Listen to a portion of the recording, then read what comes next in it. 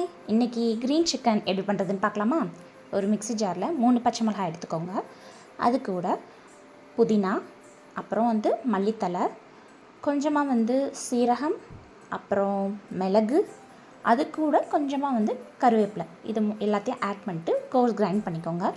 அது கூட 1 table spoon இஞ்சி பூண்டு பேஸ்ட், அதோட தயிர் எல்லாத்தையும் நல்லா மிக்சியில் போட்டு அடிச்சுக்கோங்க. அடிச்சுட்டு இந்த மாதிரி பேஸ்ட் மாதிரி எடுத்துக்கோங்க.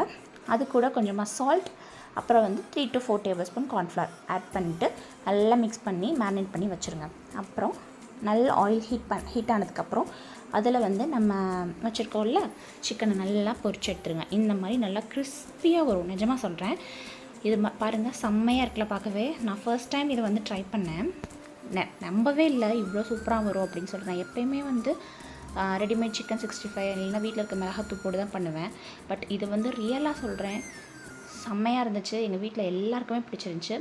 அங்கே பாருங்கள், வெளியே கிறிஸ்பியாக இருக்குது அண்ட் உள்ளே நல்லா சாஃப்டாக இருக்குது. எங்கள் வீட்டில் இது எல்லாருக்குமே பிடிச்ச ரெசிபி ஆயிடுச்சு. எஸ்பெஷலி மை ஹஸ்பண்ட், அவருக்கு ரொம்ப ரொம்ப பிடிச்சிருந்துச்சு இந்த ரெசிபி. ஸோ நீங்களும் இதை ட்ரை பண்ணி பாருங்கள். ட்ரை பண்ணிட்டு எப்படி இருக்குன்னு கமெண்ட் பண்ணுங்கள். பாய்.